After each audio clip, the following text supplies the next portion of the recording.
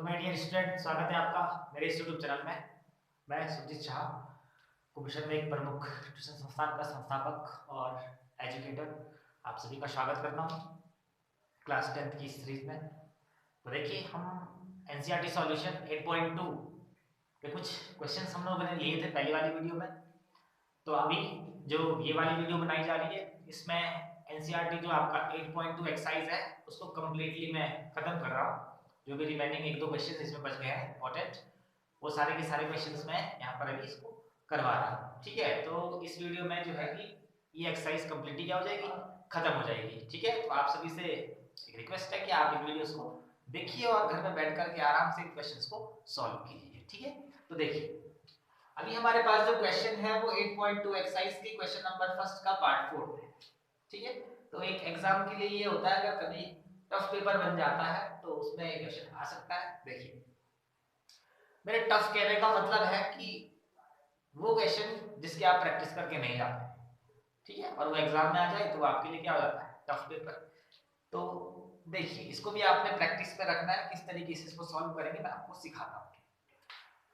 तो देखिए, trigonometry table को आपको ध्यान में रखना है।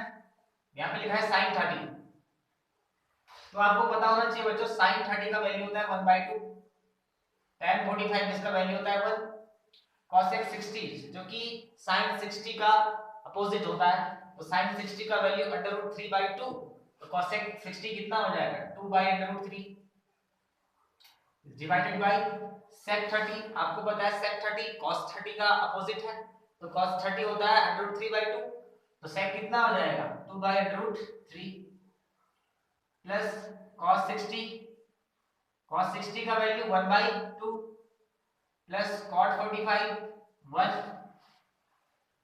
तो ये वैल्यू जब आप सब्स्टिट्यूट कर दोगे इनकी जगह पर, उसके बाद वही फिनोमेना जो आप लोगों ने बेसिक से पढ़ा है। तो देखिए, ये जो अंडर रूट के अंदर है इन्हें छोड़ दीजिए फिलहाल, जो अंडर रूट के अंदर नहीं है उनको सॉल्व कीजिए। तो देखिए, क्रॉस मल्टीप्लाई करेंगे इसका, इसके अपॉन में कुछ नहीं है तो 1 रख सकते हैं आप इस तरीके से, तो क्रॉस मल्टीप्लाई हो जाएगा इनका, तो 2 1 2 1 1 1, तो 1 plus 2 divide by 2 1 2 and minus as it is divided by same 2/3 plus 1 1 1 2 1 2 divided by 2 1 2। Clear? अब ये फ्रैक्शन बन गए, अब इनकी क्रॉस मल्टीप्लाई होगी, तो आइए मल्टीप्लाई करते हैं। √3 को 1 से इंटू किया, √3 प्लस √3 को 2 से, दोनों से मल्टीप्लाई होगा, इससे भी और इससे भी, 2/3 बिकॉज ये अंडर रूट वाला है और ये बिना अंडर रूट वाला है, तो ये कभी मल्टीप्लाई नहीं होंगे, बस अटैच हो जाएंगे ऐसे साथ में, याद रखिएगा इसको। माइनस 2 2 जा 4 डिवाइडेड बाय, फिर 2 और √3 की मल्टीप्लाई की तो 2/3।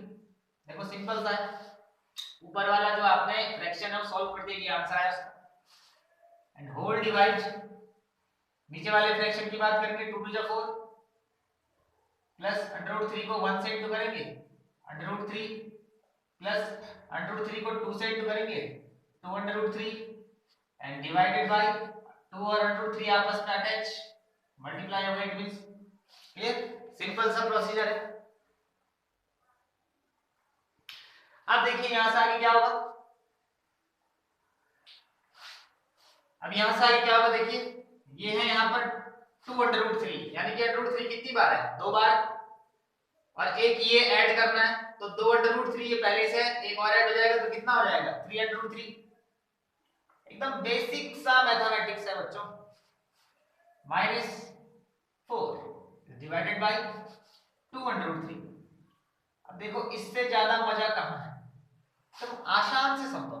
सेम यहां पर भी ये √3 ऑलरेडी कितनी बार है, 2 बार, एक और ऐड करने के लिए बोल रहा है तो कितना हो जाएगा 3/3। सेम सीक्वेंस में लिखिए, 4 वहां लास्ट में, तो इस 4 को भी लास्ट में लिखो है, +4 एंड डिवाइडेड बाय 2/3, ये आपका बन जाएगा। अब याद करो अपना मेथड, फ्रैक्शन के नीचे फ्रैक्शन हो, भिन्न के नीचे भिन्न हो, तो क्या हो जाता है, ऊपर के भिन्न एज इट इज और नीचे का जो भिन्न है फ्रैक्शन है वो आपका मल्टीप्लाई में आके क्या हो जाता है, रेसिप्रोकल। कितना शानदार है। 3√3 माइनस 4 इज डिवाइडेड बाय 2√3। अब ये नीचे का फ्रैक्शन मल्टीप्लाई में आ जाएगा और रेसिप्रोकल हो जाएगा। 2√3 इज डिवाइडेड बाय 3√3 प्लस 4। अब देखिए कितना आसान है, 2√3 से 2√3 cancel. Clear.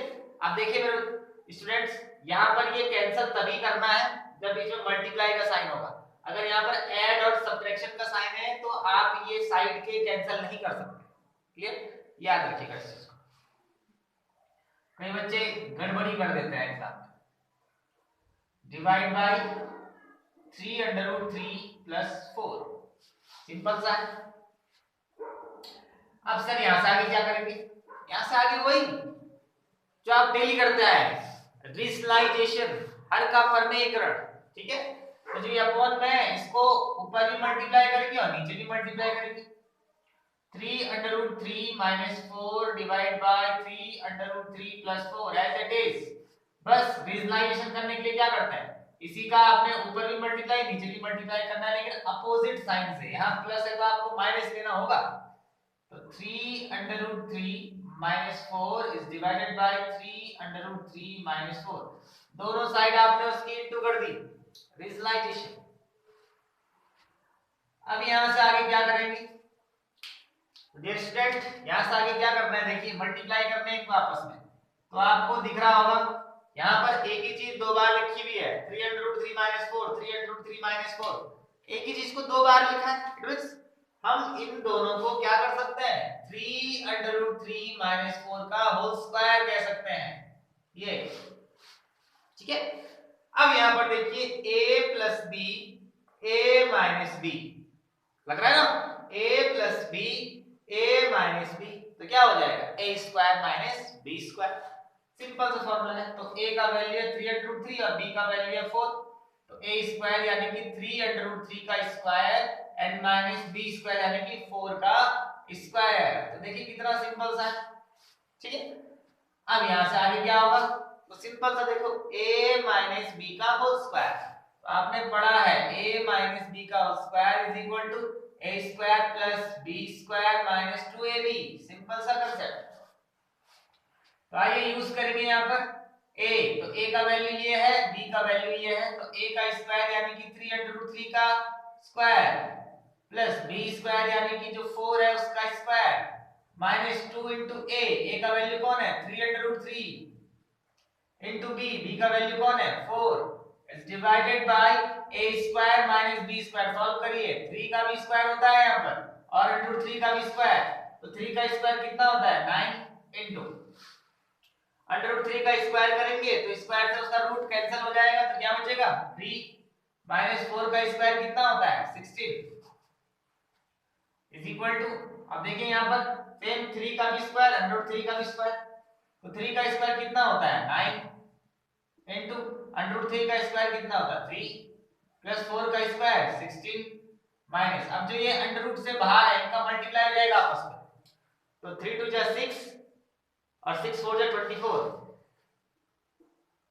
√3 is divided by 9 3 जा 27 minus 16 9 3 जा 27 plus 16 minus 24 √3 is divided by 27 में से 16 सब्ट्रैक्ट करेंगे तो कितना बचेगा 11, 27 और 16 को ऐड करेंगे तो कितना हो जाएगा 43 minus 24 √3 is divided by 11। ठीक है ना, 6 और 7 आपका 13 का 3 कहलाएगा 1, 2 और 1 3 और 1 4 43। तो ये आपका सॉल्यूशन हो जाएगा इस क्वेश्चन का। अब देखो यहां से आगे क्या सॉल्व करेंगे, हम इसको कुछ भी नहीं कर सकते यहां से। तो देखो कितना आसान, क्या किया हम लोगों ने, सिर्फ बस sin 30 tan 45 cos x 60 sec 60 cos 60 cot 45 का वैल्यू रखा यहां पर। ये वैल्यूज हमें याद थी। उसके बाद हमने क्या किया, रूट वालों को रहने दिया, जिनके साथ रूट नहीं था उनका पहले क्रॉस मल्टीप्लाई किया। जो हमको आंसर फाइंड किया हुआ, उसके बाद फिर हमने रूट के साथ उसको क्रॉस मल्टीप्लाई किया। फिर जो हमें वैल्यू फाइंड की, फिर हमने देखा कि ये तो ऐड हो रहे हैं आपस में, उनको ऐड किया हमने तो ये आंसर मिला हमको। उसके बाद हमने क्या किया, फ्रैक्शन के नीचे फ्रैक्शन था, ऊपर का फ्रैक्शन एज इट इज, नीचे का रेसिप्रोकल कर दिया मल्टीप्लाई में लाके। यहाँ पे ये कैंसिल आउट हो गए, जो बचे वो हमने लिख लिए। इसके बाद हमने किया इनका रिजलाइजेशन। विजुअलाइजेशन के बाद हमें दो फॉर्मूले यहाँ पर फाइंड हुए, a माइनस बी का होल स्क्वायर और a square minus B square. जैसे हमने वो प्रॉपर्टी लगाई तो अपना आंसर मिल गया। तो देखिए कितना आसान है मैथ सीखना, बहुत आसान है, बस एक बार सीखने की कोशिश तो करो, आपको बहुत आसान लगेगा। ठीक है, तो बढ़ते हैं अगले क्वेश्चन की तरफ, ध्यान से देखिएगा।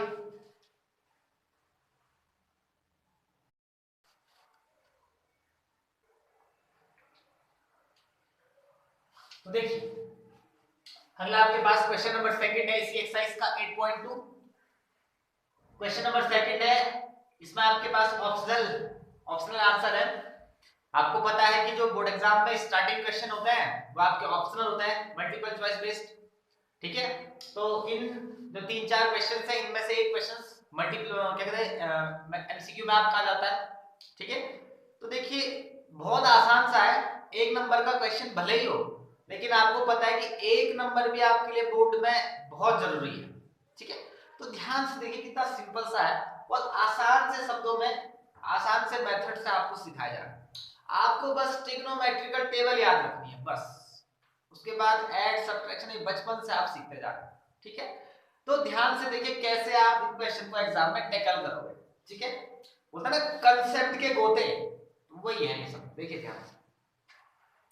भाई ये पहला क्वेश्चन सॉल्व कर रहा हूं मैं यहाँ पे, पार्ट 1। तो यहाँ लिखा है 2, अब देखो 2 और 10 के बीच में कुछ नहीं, मतलब इनटू, तो 2 इंटू 10 30, 10 30 का वैल्यू कितना होता है आपको याद होना चाहिए, 1/√3 is divided bye 1 plus 10 square 30, it means 10 30 के वैल्यू का स्क्वायर करना है, तो ये स्क्वायर कर लीजिए। अब देखिए कितना सिंपल, 2 1 जा 2, 2/√3 डिवाइडेड बाय 1 प्लस 1/√3 का स्क्वायर करना है, तो 1 का स्क्वायर तो 1 ही होता है, डिवाइड बाय √3 का स्क्वायर कितना होता है 3, बहुत बार पढ़ लिया आप लोगों ने। ठीक है, अब देखिए 2/√3 as it is divided by, solve कीजिए, 3 1 जा 3 plus 1 divided by 3, 2/√3 as it is divided by 3 और 1 कितना होता है 4/3। अब आपको डेली सिखाया जा रहा है फ्रैक्शन के नीचे अगर फ्रैक्शन हो तो क्या होता है, ऊपर का फ्रैक्शन एज इट इज और नीचे का रेसिप्रोकल। तो 2/3 as it is divided by, divide देने की जरूरत नहीं है, रेसिप्रोकल करना है, 4/3 मल्टीप्लाई में जाए क्या हो जाएगा रेसिप्रोकल, उल्टा हो जाएगा 3/4। बस यहां पर अब आपको आगे याद रखना है। ऐसा जो ये पहला क्वेश्चन किया मैंने, इसी क्वेश्चन नंबर 2 का लास्ट जो पार्ट है वो सेम ऐसे ही है, वो आप लोग खुद ट्राई करोगे, बस यहाँ पर माइनस का साइन है, बाकी करने का प्रोसीजर सेम यही जो मैंने किया। ठीक है, अब देखिए 2/√3 एज इट इज इनटू ये 3 है ना, तो इस 3 को क्या कहते हैं √9, √9 को हम कितना लिखते हैं √3 इंटू √3, इस 3 की जगह पे हम √3 इंटू √3 लिख सकते हैं, लिख सकते हैं √3 इंटू √3 √9 का वैल्यू कितना होता है 3, तो बिल्कुल लिख सकते हैं, डिवाइड बाय 4। क्यों लिखा सर आपने ऐसा, ताकि मैं ये कैंसिल कर सकूं, 2 1 जा 2, 2 2 जा 4, तो देखो कितना सिंपल है, √3 डिवाइडेड बाय 2, ये हमारा आंसर निकल गया। लेकिन आपको ऑप्शन में क्या दे रखा है कि ये जो क्वेश्चन है इसका सॉल्यूशन क्या होगा, sin 60 cos 60 tan 60 sin 30। तो देखिए sin 30 का वैल्यू कितना होता है 1/2, आंसर है ऐसा नहीं। tan 60 का वैल्यू कितना होता है √3, आंसर है ऐसा नहीं। cos 60 का वैल्यू कितना होता है 1/2, है आंसर नहीं। sin 60 का वैल्यू कितना होता है √3/2, तो है ना आंसर नहीं, यस। यानी कि जो ये आंसर है इसके लिए ऑप्शन ए बिल्कुल क्या है एक्यूरेट है, sin 60। सिंपल सा है। अब बताओ क्या टफ है, कुछ भी टफ नहीं है मेरे प्यारे स्टूडेंट्स, एकदम इजी सा है, बस थोड़ा दिमाग लगाओगे सब कुछ बोर्ड एग्जाम में 100 में से 100। ठीक है, यस। तो आइए देखिए पहला पार्ट तो ऐसा था, अब हम दूसरे पार्ट की बात करते हैं। ठीक है, ध्यान से देखिए, तो मिठाना होगा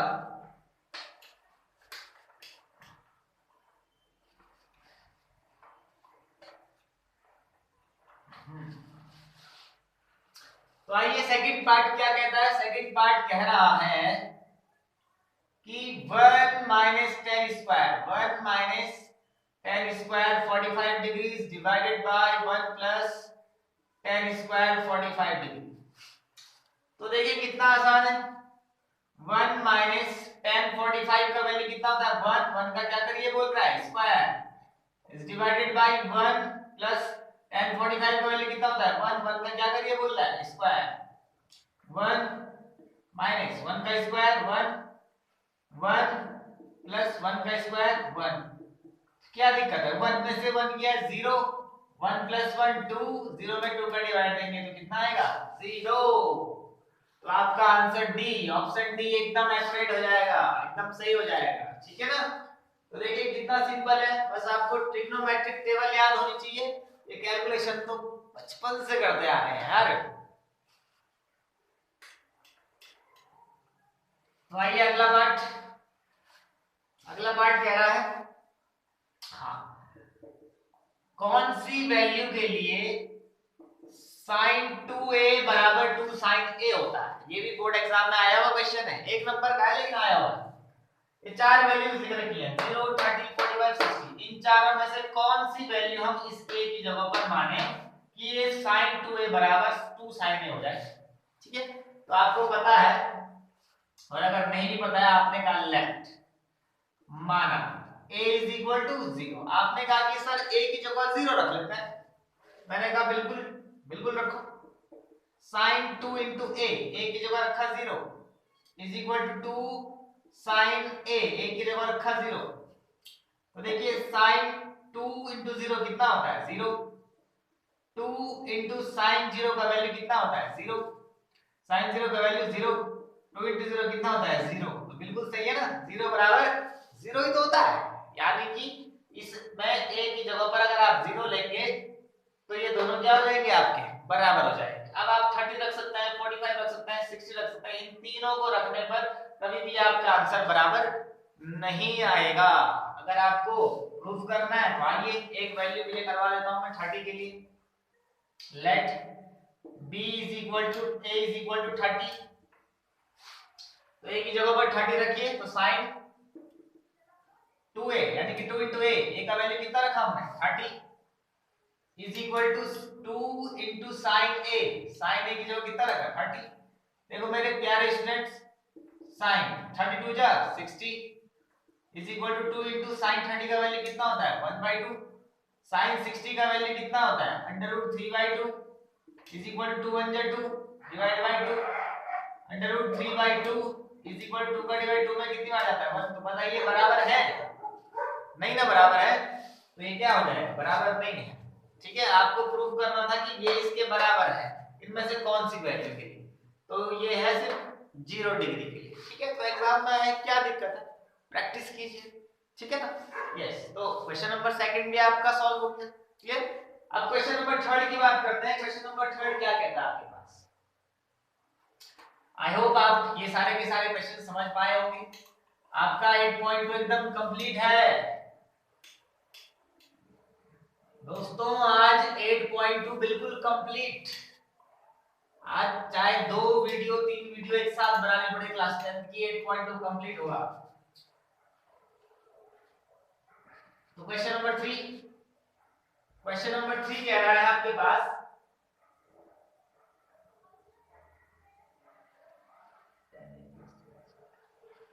tan a plus b is equal to under root 3।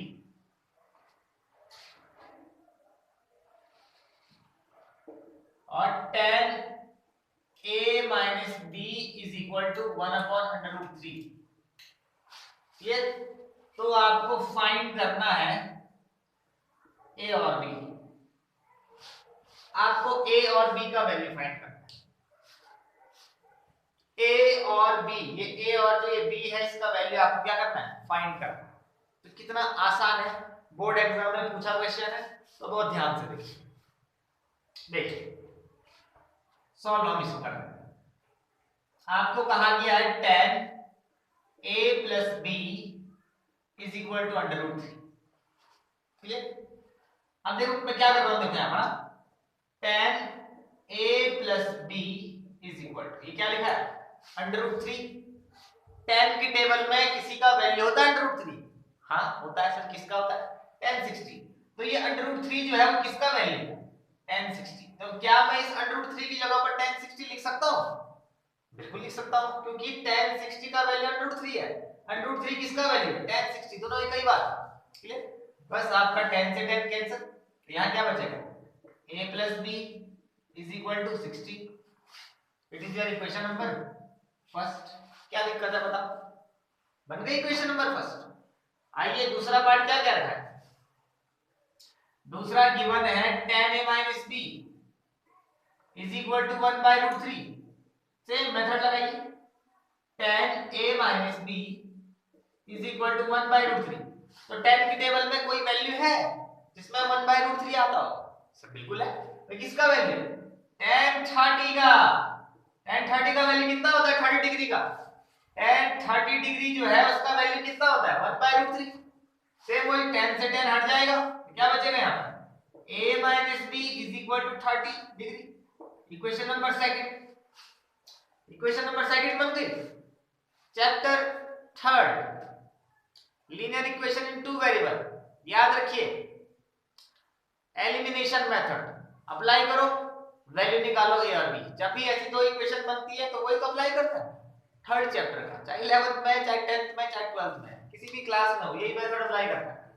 तो आइए देखो, इधर b माइनस में इधर b प्लस में ऐड कर दो दोनों इक्वेशन को। तो आप कहेंगे add equation first and second, दोनों इक्वेशन को ऐड कर लीजिए। क्या प्रॉब्लम है आप a plus b is equal to 60, इसके साथ आपको ऐड करना है ये a minus b is equal to 30। अब देखिए आप तो इतने समझदार हैं, 10 में पहुंच गए, आपको पता है कि जब भी ऐड करता है तो साइन चेंज नहीं होता है। तो देखिए माइनस बी से प्लस बी कैंसिल, a और a कितना हो जाएगा 2a इज इक्वल टू 60 और 30 कितना होता है 90। ठीक है, a निकालना है 2 कहां जाएगा अपॉन में डिनोमिनेटर में, तो a इज इक्वल टू 90/2। 2 का डिवाइड 90 में कितनी बार जाता है मेरे स्टूडेंट्स 45। तो a है उसका वैल्यू कितना आ गया 45। अब बताओ क्या लिखा था। ठीक है, अब ये जो a का वैल्यू 45 निकला है, इसको इक्वेशन फर्स्ट इक्वेशन सेकंड किसी में भी सब्स्टिट्यूट कीजिए, वहां से आपका b का वैल्यू निकल जाएगा। चैप्टर थर्ड भी आपका यहाँ पर क्या हो गया रिवाइज हो गया, तीसरा चैप्टर भी आपका यहाँ पर रिवाइज हो गया। एलिमिनेशन सब्स्टिट्यूशन दोनों में, put the value of a in equation किसी में भी फर्स्ट सेकंड किसी में भी। तो आइए put the value of a in equation first में रखें। आइए रखो, a का मान समीकरण नंबर 1 में रखने पर, तो माय डियर स्टूडेंट आइए a का वैल्यू रखा 45 plus b is equal to 60। तो b निकालना है तो प्लस 45 का साइड चेंज करना होगा, प्लस 45 बदल क्या हो जाएगा -45। तो b is equal to 60 plus वाला गया उधर जाके हो गया माइनस। तो आप final answer b is equal to 60 में से 45 किया तो कितना बचता है 15 डिग्री।